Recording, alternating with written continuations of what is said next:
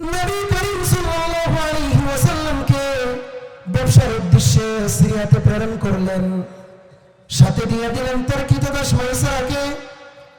মাইসারাকে বললেন, মুহাম্মাদের যাতে কোনোভাবে অযত্ন না হয়, তার রক্ষণাবেক্ষণ হয়, তার জন্য খেদমত বড়ভাবে হয়, এই জন্য আমি তাকে তোমার সাথে দিচ্ছি। মাইসারা ব্যবসা থেকে ফিরে এসে হযরতে খাদিজা রাদিয়াল্লাহু তাআলা আনহাকে বললেন, আম্মা জান, আপনি আমাকে কার সাথে পাঠালেন? যিনি একজন মানুষ নয়, তিনি একজন মানব নয়, বরং তিনি একজন মহামানব। বলেন সুবহানাল্লাহ। তিনি কি মানব? একজন মহামানব। আম্মা জান খাদিজা রাদিয়াল্লাহু তাআলা আনহা মাইসারাকে প্রশ্ন করলেন, কি কারণে তুমি তাকে মহামানব বলতেছ? বলে যে ব্যবসার যখন হিসাব আপনার কাছে দেওয়া হবে তখনই আপনি বুঝতে পারবেন তিনি একজন মহামানব। আম্মা জান খাদিজা রাদিয়াল্লাহু তাআলা আনহার কাছে যখন ব্যবসার হিসাব নিকাশ দেওয়া হলো, এতদিন পর্যন্ত ব্যবসার মধ্যে শুধু লস হয়। ম্যানেজার আসে হিসাব দেয়, যেই পরিমাণ পুঁজি খাটানো হয়েছে সেই পরিমাণ পুঁজি খেয়ে সমান সমান করে ফেলে।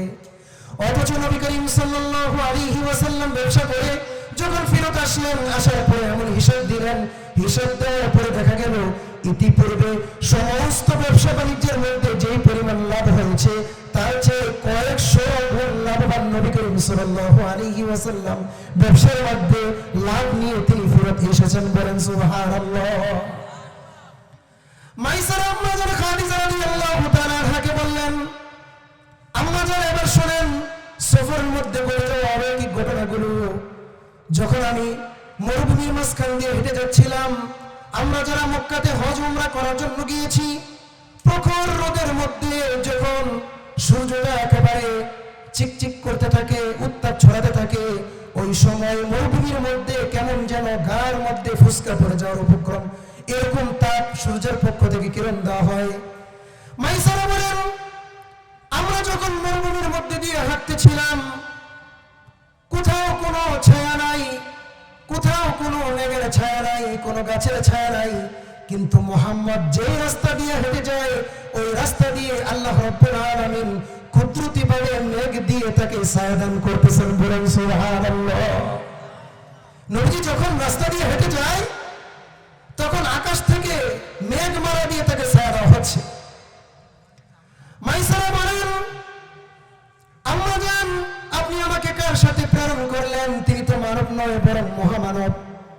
মরুভূমির মাঝখান দিয়ে যখন আমরা হেঁটে যাচ্ছিলাম, কোথাও কোনো বাতাস নাই, কোথাও কোনো ছায়া নাই, কিন্তু তিনি যেদিক দিয়ে হেঁটে যাচ্ছেন আগেও আপনার বাতাস নাই, পিছনেও বাতাস নাই, কিন্তু কুদরতিভাবে আল্লাহ রাব্বুল আলামিন কুদরতি বাতাসের মাধ্যমে তাকে সিক্ত করতেছেন। বলেন সুবহানাল্লাহ।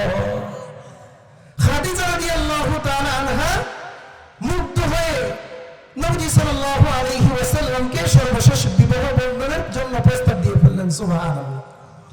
খাদিজা রাদিয়াল্লাহু তাআলা আনহার ব্যবসা বাণিজ্য যারা ইতিপূর্বে পরিচালিত করত, তারা সবসময় ব্যবসার মধ্যে শুধু মার খেত, শুধু লসই হতো, কিন্তু নবী সাল্লাল্লাহু আলাইহি ওয়াসাল্লামের হাতে যখন ব্যবসাকে সঁপে দেওয়া হলো, তখন তিনি ইতিপূর্বে যত লাভ হয়েছে তার চেয়ে কয়েকশো গুণ লাভ নিয়ে হযরত আম্মা জান খাদিজা রাদিয়াল্লাহু তাআলা আনহার হাতে সঁপে দিয়েছিলেন। বলেন সুবহানাল্লাহ।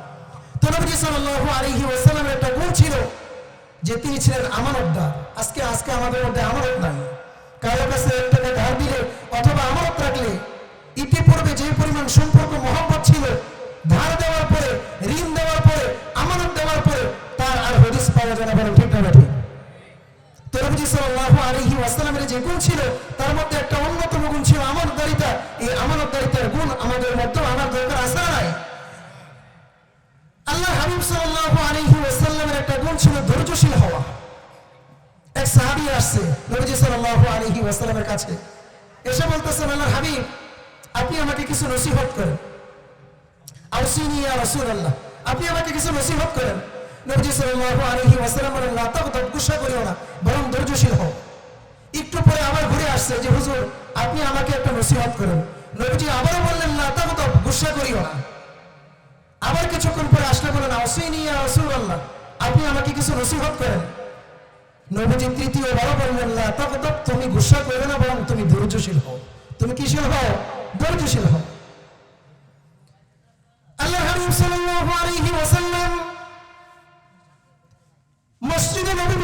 বসে আছেন। এর মধ্যে একজন বেদুইন সাহাবী এসে নবীজি সাল্লাল্লাহু আলাইহি ওয়াসাল্লামকে বললেন, ইয়া মুহাম্মদ, আপনি আপনার সাহাবায়ে কেরামকে বলে দিন আমাকে যেন কোষাগার থেকে বাইতুল মাল থেকে কিছু দান করা হয়। এই কথা বলেই নবীজি সাল্লাল্লাহু আলাইহি ওয়াসাল্লামের গলার মধ্যে একটা চাদর ছিল, চাদরটাকে এমন জোরে টান দিলেন, টান দেওয়ার কারণে নবীজি সাল্লাল্লাহু আলাইহি ওয়াসাল্লামের ঘাড় মুবারকের মধ্যে ব্যথা পেলেন। আল্লাহর হাবিব সাল্লাল্লাহু আলাইহি ওয়াসাল্লাম কোনো রাগ করলেন না, বরং উপস্থিত সাহাবায়ে কেরামের মধ্যে থেকে যারা উপস্থিত ছিল তাদেরকে বললেন, বাইতুল মাল থেকে তার জন্য কিছু ভরণ পোষণের ব্যবস্থা করে দাও। বলেন সুবহানাল্লাহ। আজকে যদি আমার কাছে কোনো কিছু চাওয়ার জন্য আসতো, আর যদি সে এরকম কাপড় টান দেওয়ার কারণে, চাদর টান দেওয়ার কারণে যদি গলার মধ্যে আঁচড় খেত, তাহলে আমি তাকে ধমক দিয়ে দূরে সরাই দিতে পারলাম, ঠিক না বেঠিক? কিন্তু নবীজি কোনো রাগ করলেন না। একেবারে মৃত্যুর আগ মুহূর্তে 13 দিন অথবা 14 দিন বাকি, 13 দিন অথবা 14 দিন বাকি থাকা অবস্থায় আল্লাহর হাবিব সাল্লাল্লাহু আলাইহি ওয়াসাল্লাম কেমন ধৈর্যশীল ছিলেন। আমরা দেখবেন অনেক সময় এরকম হয়, যখন বয়োবৃদ্ধ হয়ে যায় মানুষ, যখন বৃদ্ধ হয়ে যায় তখন কি করে মানুষ? তখন মানুষের কাছে বলে যে আপনি আমাকে মাফ করে দিন, আমি হয়তো আর বেশি দিন বাঁচবো না, আমার হায়াত মনে ফুরিয়ে গেছে, শরীরের যে কন্ডিশন, শরীরের যে অবস্থা, মনে হয় আমি আর বাঁচবো না। যদি আপনার সাথে কোনো বদ আচরণ করে থাকি, কোনো বেয়াদবি করে থাকি, অথবা বদ আখলাকি করে থাকি, আমার আচার ব্যবহারে যদি আপনি কষ্ট পেয়ে থাকেন, আপনি আমাকে মাফ করে দেবেন, এরকম বলি কি বলি না? এটা নবী সাল্লাল্লাহু আলাইহি ওয়াসাল্লামের সুন্নাহ, যে মৃত্যুর আগ মুহূর্তে মানুষের কাছ থেকে মাফ চেয়ে নেওয়া। এটা করা উচিত। মানুষের সাথে আমার হাত দ্বারা, আমার পা দ্বারা, আমার জবান দ্বারা, আমার আওয়াজ দ্বারা, আমার ব্যবহার দ্বারা, আমার আচরণ দ্বারা যদি কেউ কষ্ট পেয়ে থাকে, তাহলে তার কাছ থেকে আমি মৃত্যুর আগে মাফ নেওয়া দরকার আছে না নাই? এটা নবী সাল্লাল্লাহু আলাইহি ওয়াসাল্লামের সুন্নাহ। আল্লাহর হাবিব সাল্লাল্লাহু আলাইহি ওয়াসাল্লাম মৃত্যুর 13 দিন অথবা 14 দিন বাকি। এই সময় এসে নবী সাল্লাল্লাহু আলাইহি ওয়াসাল্লাম মসজিদে নববীর মধ্যে বসে সাহাবায়ে কেরামকে লক্ষ্য করে বলেন, আল্লাহর হাবিব সাল্লাল্লাহু আলাইহি ওয়াসাল্লাম সাহাবায়ে কেরাম সামনে বসা উপস্থিত। নবী সাল্লাল্লাহু আলাইহি ওয়াসাল্লাম সাহাবায়ে কেরামকে লক্ষ্য করে বলেন, আইয়ুমা রাজুলিন যারাবতুহু, আইয়ুমা রাজুলিন শাতামতুহু, আইয়ুমা রাজুলিন যালামতুহু। যদি তোমাদের আমি কাউকে আঘাত করে থাকি, যদি আমি তোমাদের কারোর সাথে জুলুমের আচরণ করে থাকি, অন্যায় আচরণ করে থাকি, গালি দিয়ে থাকি, তাহলে তোমরা আমার কাছ থেকে আজকে প্রতিশোধ নিতে পারো। আল্লাহর হাবিব সাল্লাল্লাহু আলাইহি ওয়াসাল্লাম মসজিদে নববীর মধ্যে বসে সাহাবায়ে কেরামকে লক্ষ্য করে বললেন, আইয়ুমা রাজুলিন দারাবতুহু ওয়া আইয়ুমা রাজুলিন যালামতুহু ওয়া আইয়ুমা রাজুলিন শাতামতুহু। আল্লাহর হাবিব সাল্লাল্লাহু আলাইহি ওয়াসাল্লাম এক একটা দোষ উল্লেখ করে করে সাহাবায়ে কেরামকে বললেন, আমি যদি তোমাদের কাউকে হাত দিয়ে আঘাত করে থাকি, তোমরা আমার কাছ থেকে প্রতিশোধ নিতে চাও, তোমরা আমার কাছ থেকে প্রতিশোধ নিতে পারো। আমি যদি তোমাদের কারোর উপর জুলুম করে থাকি, তাহলে তোমরা আজকে আমার জুলুমের বদলে আমার কাছ থেকে প্রতিশোধ নিতে পারো। আমি যদি তোমাদের কাউকে গালি দিয়ে থাকি, আজকে তোমরা আমার কাছ থেকে প্রতিশোধ নিতে পারো। প্রতিশোধ নেওয়ার জন্য যদি কেউ থাকো, তাহলে আমার কাছ থেকে তোমরা আজকে প্রতিশোধ নিয়ে নাও। আল্লাহর হাবিব সাল্লাল্লাহু আলাইহি ওয়াসাল্লাম উপস্থিত সাহাবায়ে কেরামের মধ্যে যখন এভাবে ঘোষণা দিলেন, মাঝখান থেকে এক ব্যক্তি দাঁড়িয়ে গেছেন, এক সাহাবী দাঁড়িয়ে গেছেন। সাহাবী দাঁড়িয়ে বললেন, ইয়া রাসূলুল্লাহ, ইয়া হাবিবাল্লাহ, আপনার কাছ থেকে আমার একটা প্রতিশোধ নেওয়ার বাকি আছে। বলেন সুবহানাল্লাহ। সুবহানাল্লাহ বললাম এজন্য, একটু পরে বুঝবেন। আপনার কাছ থেকে আমার একটা প্রতিশোধ নেওয়ার বিষয় আছে, আমি আজকে প্রতিশোধ নিব। ওমর রাদিয়াল্লাহু তাআলা দাঁড়িয়ে গেলেন, কি বলতেছো তুমি? নবী সাল্লাল্লাহু আলাইহি ওয়াসাল্লাম অসুস্থ, তিনি মৌতের অবস্থায় আছেন। এই অবস্থায় বুঝি নবী সাল্লাল্লাহু আলাইহি ওয়াসাল্লাম থেকে তুমি প্রতিশোধ নিবা? আমার কাছ থেকে তুমি প্রতিশোধ নাও।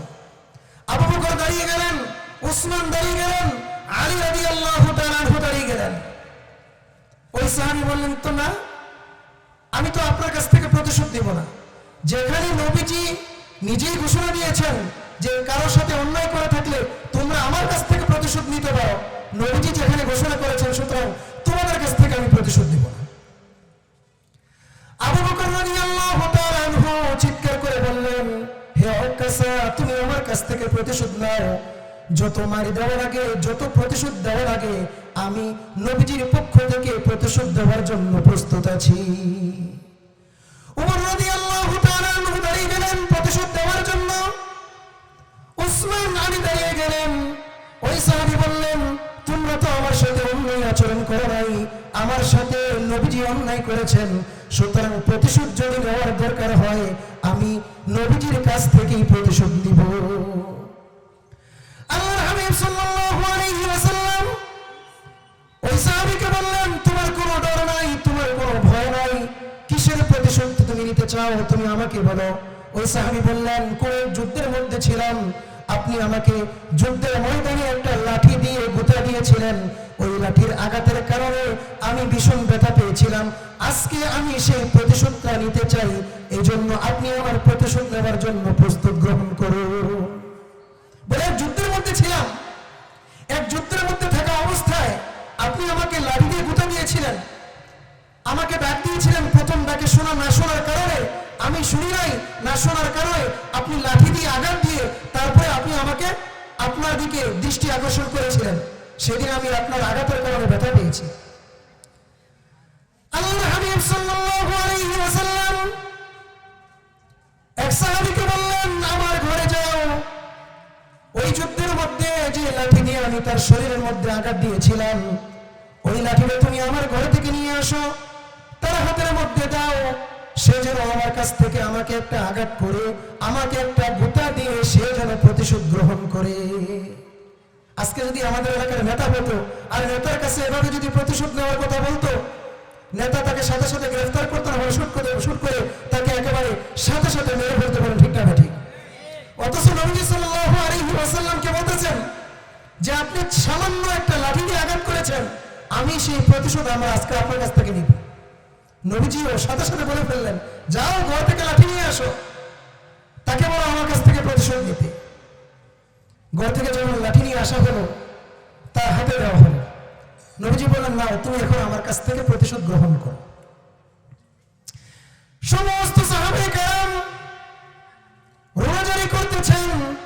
ইতিপূর্বে নবীজি কখনো এমন কথা বলেন নাই, তোমাদের সাথে যদি আমি কোনো অন্যায় আচরণ করে থাকি তোমরা আমাকে মাফ করে দাও, আমি যদি তোমাদেরকে আঘাত দিয়ে থাকি তোমরা আমাকে মাফ করে দাও, এমন কথা তিনি কখনো বলেন নাই।